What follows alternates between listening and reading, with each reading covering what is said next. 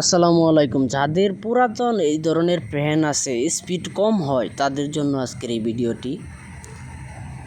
সম্মানিত ভিউয়ার্স, আসসালামু আলাইকুম। যাদের এই ধরনের পুরাতন ফ্যান আছে, স্পিড কম হয়, চাইতেছেন যে নতুন ফ্যান কিনবেন, তাদের জন্য ভিডিওটি নিয়ে আসলাম। খুবই গুরুত্বপূর্ণ ভিডিও, দেখতে থাকেন। দেখেন, এই ফ্যানটা কিন্তু একদম স্পিড কম হইতো, অনেক আগের ফ্যান। কাস্টমার এটা বাদ দিতে চাইছিল, পরে আমি বললাম যে না, আপনার এই ফ্যানটা হবে, আমি করে দিতে পারবো। পরে আমি 3.5 একটি ক্যাপাসিটার লাগাইলাম, একটা 2.5 ক্যাপাসিটার লাগাইলাম। লাগানোর পরেই দেখেন কেমন স্পিড হয়, অনেক সুন্দর স্পিড হইতেছে।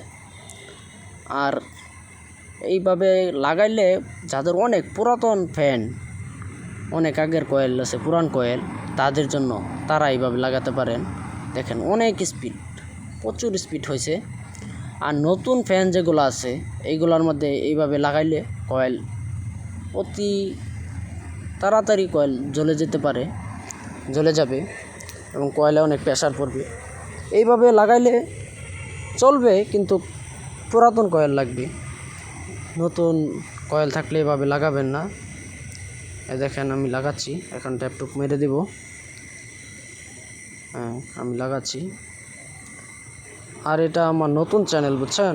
আপনারা যারা আমার ভিডিও দেখেন, তারা অবশ্যই আমার চ্যানেলটাকে সাবস্ক্রাইব করে রাখবেন। নিত্য নতুন ভিডিও আমি আপনাদের মাঝে উপস্থিত হব ইনশাল্লাহ। আমি নতুন, আমার সবাই সাপোর্ট করবেন। তো আমি ক্যাপাসিটার লাগিয়ে নিচ্ছি, দেখতে থাকেন।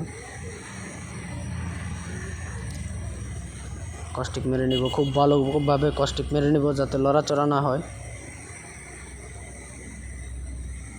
এটা national fan, Tongi national original. এখন মোটামুটি কয়েলটা একেবারে ড্যামেজ হয় নাই, তবে স্পিডটা একবারেই কম ছিল, যার কারণে কাস্টমার বাদ দিতে চাইছিল। তো আমি কস্টিক মেরে নিচ্ছি।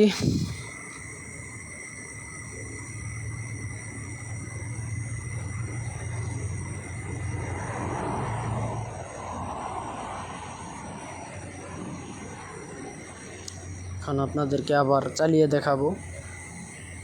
দেখেন কি পরিমাণে স্পিড হয়েছে। আশা করি এই ফ্যানটা এখন কাস্টমার চালাতে পারবে। তো সবাই ভালো থাকবেন, সুস্থ থাকবেন। আল্লাহ হাফেজ, দেখা হবে অন্য কোনো ভিডিওতে।